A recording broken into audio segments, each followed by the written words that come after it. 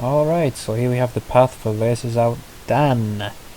This song was played at 125, but of course the path remains the same regardless of speed. This song was definitely one of the biggest path-based songs in the playoffs pool. Wasn't the hardest I've seen in the world, and it pretty much, unless someone made a stupid mistake, it always came down to whoever executed the path better. So, let's start off with the first activation. Pretty simple one. We get two phrases with no whammy, and then our activation point is right here. So what I was looking out for was, we have this long orange sustain, and then this 2-4 bar, and it's just the red-yellow sustain. You can just think of it as the red-yellow sustain after the orange sustain, basically. So this, not too hard to remember, and no overlap or anything. I think I'd normally end on this green note, because I would try and squeeze this note at least a little bit, because it's kind of an easy squeeze. So I think I'd be hitting this activation optimal most of the time. So yeah, first act, fine, to be honest with you. Second activation. This one isn't too bad, but definitely can throw you off. Remembering that it's an immediate act for me was sometimes got me. It says it isn't an immediate act, but I did it immediate. So we're getting two phrases with no whammy again, and it says to activate on the green note, as I've just said, but that's a really awkward activation point because A, this note is a hammer-on, and B, it's such a small window to just like skip one note. You'll be anchoring green at this point, so as soon as you hit the orange and let go, the green's going to be hit basically. I don't think many people were activating on this green note unless they had a pedal. That would make it easier, but either way it sucks. So I just activated straight away. Strummed this green, and then it was basically a strum to a pinky rhythm to hit this thing, because this orange is a hammer-on. So it's sort of an interesting motion to hit the strum note and then straight away hit the start power button and activate. And this is a ridiculous squeeze, I'm pretty sure. So I don't know if anyone was going for this. And it's a lot easier to go here and get in this last yellow-blue chord. And all we're doing is missing out on 200 points. So it's not... it didn't come that close, I don't think, this song.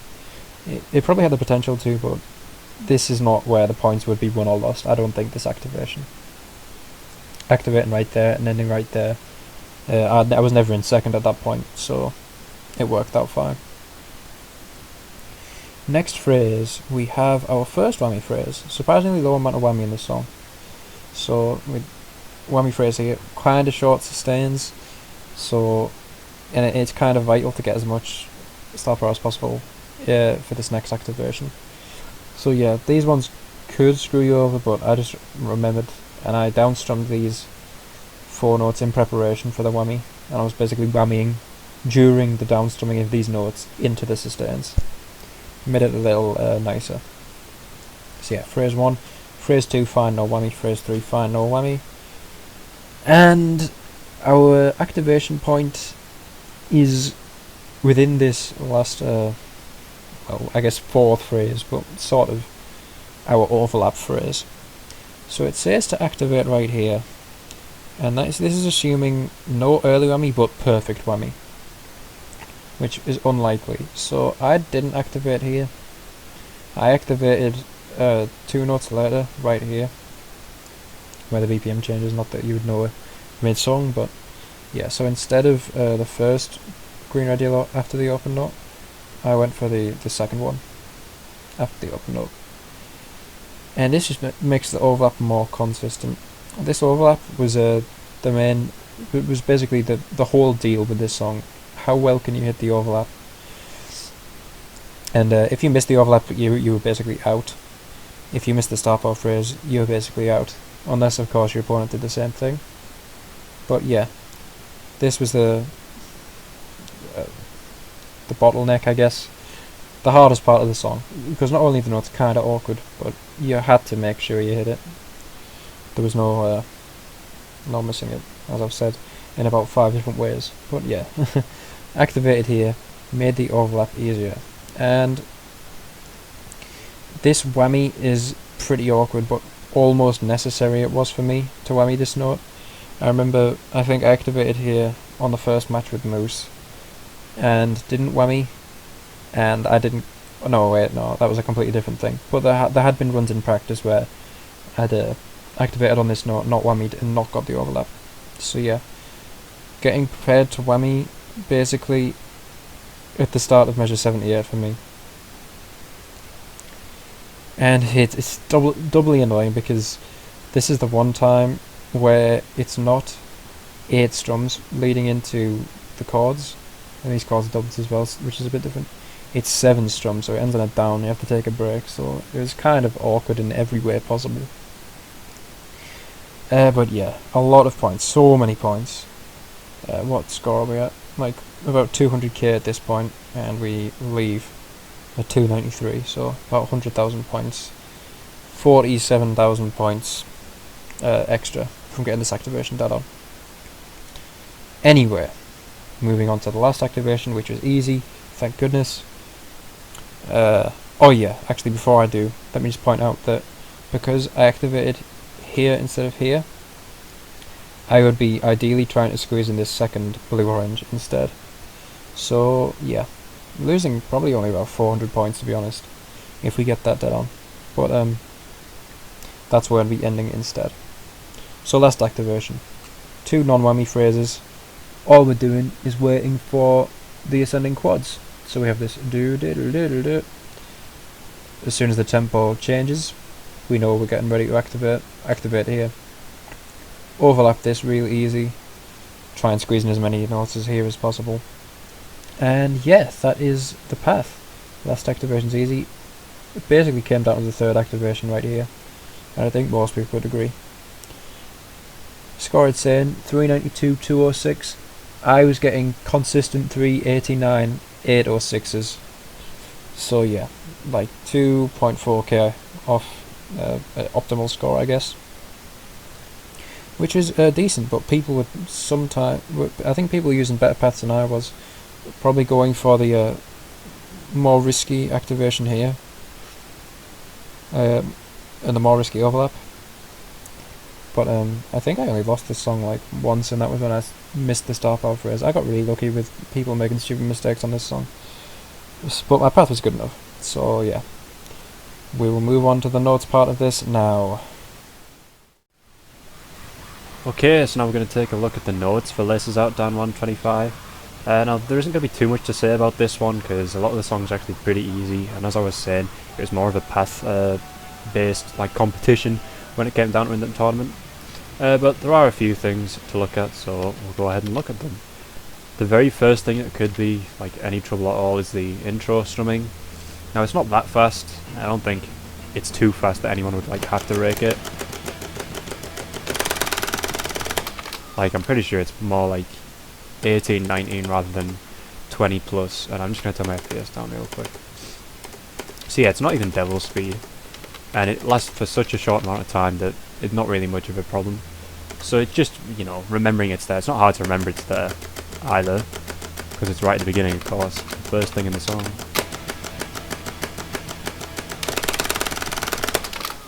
And yeah, ends on a down strum. Triplet strumming, not much of a problem for anyone, I don't think. So, the first thing that could be a bit weird is when we get to the verse. Chorus is fine. I guess there's just one possible thing, which is the chord change. That when you're anchoring orange and hitting yellow and blue underneath it. So one thing to make it a little bit easier, when you get this like little gallopy bit here, which is 4 strums, followed 4 like triplet strums followed by regular 8th notes. You can do a double down or start it on an up strum so that everything changes on down strums, just to make it a little bit easier, I guess. Alternatively, you could just down strum all the chords as well. So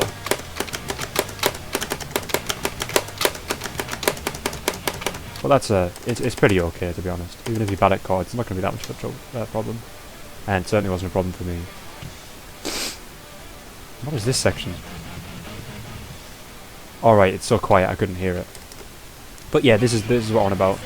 So I'll just play it through real quick.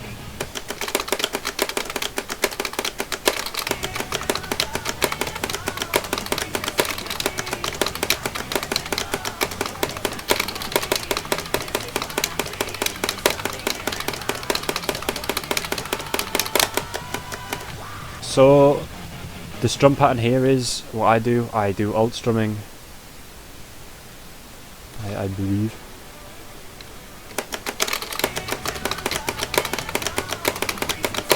Right, so starting off, I basically alt strum through it, but when it gets to the hammer-on parts, I then just down strum the green notes after the hammer-ons, if you get what I mean. So at the very beginning, it'll be down, up, and then the two greens would be downs.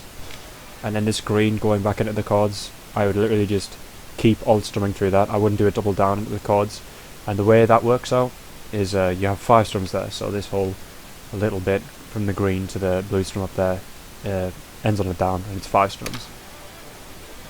And that's basically how you approach this. Use all hammer-ons. And then the rhythm becomes pretty apparent pretty quick when you practice it. And then as far as this goes, it's just Jordan Bridge but a bit faster. On Clone Hero, you know, not going to be much of a problem.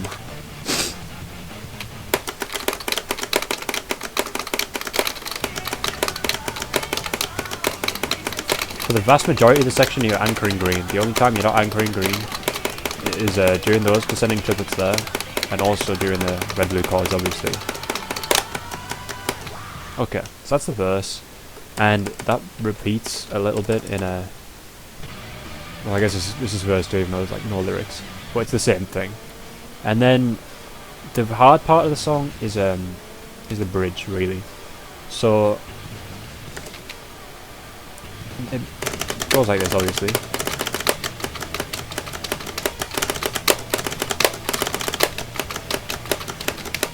So, I mean, it's kind of obvious how you do it. Alt strum up until the open note, and then I would hit the chord on an up as well, I believe. Oh, no, sorry. It's not on an up, it's on a down. So, it's 4 reds. You think of it as the 4 reds, and then the green open is a separate bit. So it's down, up, then the green open, which is a down, up, and the chord itself is a down. So it's all on down strums. Even if it appears that this green to open is like an up strum change, it's not really. Then the doublets are obvious, and then I would alt strum this bit. And that's how to approach that bit, really. There isn't... It's kind of obvious, but it is awkward. And I would do it all in first position as well. I think the hardest bit is probably holding all it takes for the chords.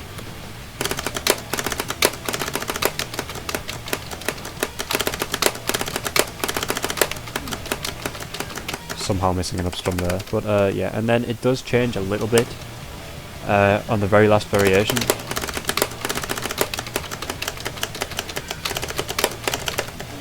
So if I set this section here,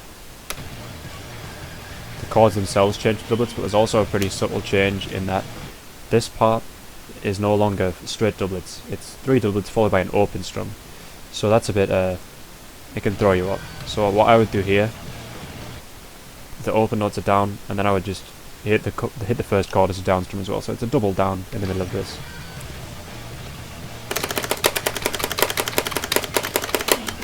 And then the chord doublets, they're just doublets, you know.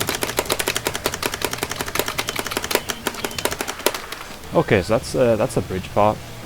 As far as breakdown goes, it's a little bit strange, but it's not hard. I use reset strumming for the whole thing.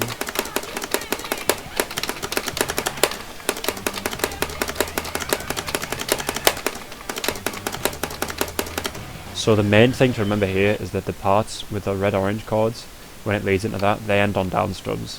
Even though I think the beat lines show them looking like it's on an up strum, there's a note before it. It's also like offbeat, so the whole thing starts and ends on a down. And that's how you approach this bit, really, just using reset strumming. Down strum there. This part, when it gets these chords and the open notes in between, I think I'm just basically alt strumming through this. And that one ends on an up.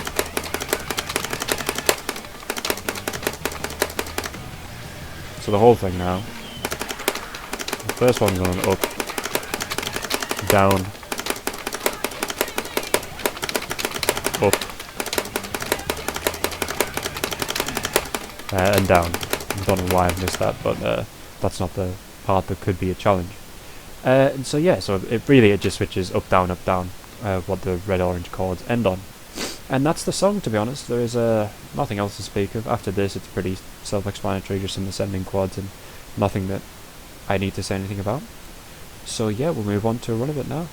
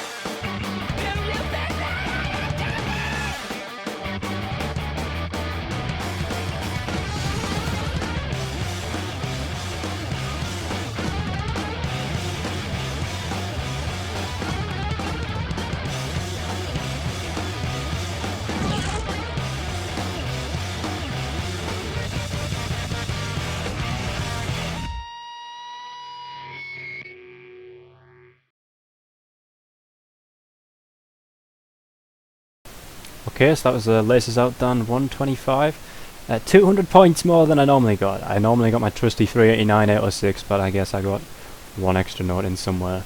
So yeah, that's that. We'll move on to the next song, which is Tall Fiddler Live.